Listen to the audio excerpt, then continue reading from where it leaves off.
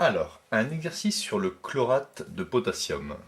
Par chauffage, le chlorate de potassium est un solide qui se décompose pour former du chlorure de potassium et du dioxygène.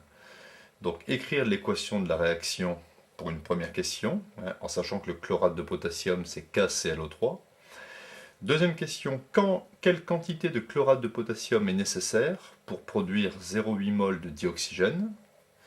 Troisième question, combien de moles de dioxygène donneront 30 grammes de chlorate de potassium?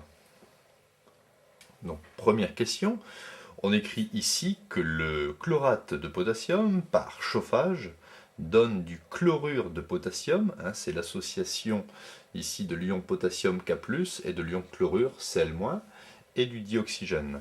Alors je vais équilibrer, ici j'ai 3 oxygènes, ici j'en ai 2. Donc je vais multiplier ici par 2 pour avoir 6 oxygènes, et ici par 3 pour avoir 6 oxygènes. Pour moi, j'ai l'habitude de mettre des parenthèses, vous n'êtes pas obligé. Alors au niveau des chlores, ici j'ai un chlore, multiplié par 2, ça fait 2.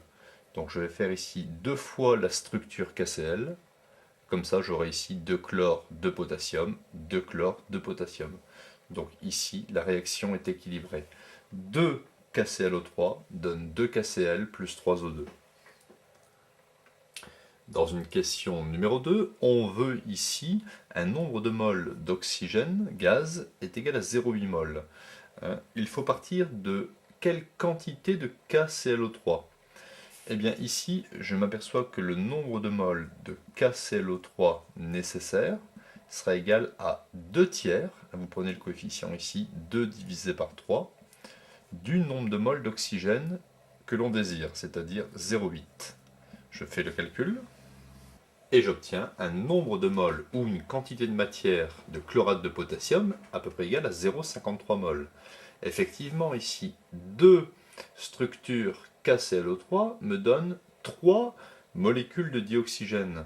Donc, si je prenais ici une seule mol, par exemple, d'O2, pour former cette mol d'O2, il aurait été nécessaire de prendre 2 tiers de mol de KClO3. Alors, dans une question numéro 3, on sait que l'on va partir ici de 30 grammes de chlorate de potassium et il faut trouver simplement la quantité de matière ici O2 formée. Alors, le nombre de moles d'O2, selon ici les coefficients liés à cette réaction, est égal à 3,5 du nombre de moles de chlorate initial. Est égal à 3,5 de la masse de chlorate initiale sur la masse molaire de chlorate. Est égal à 3,5, la masse c'est 30 grammes, et la masse molaire du chlorate de potassium, KClO3, c'est la masse molaire de K plus la masse molaire du chlore, plus 3 fois la masse molaire de l'oxygène. Ce qui nous donne, avec une masse molaire du potassium de 39,1, une masse molaire du chlore de 35,5 et une masse molaire de l'oxygène de 16, un nombre de moles d'O2 formé à partir de 30 grammes de chlorate de potassium d'à peu près 0,38 mol.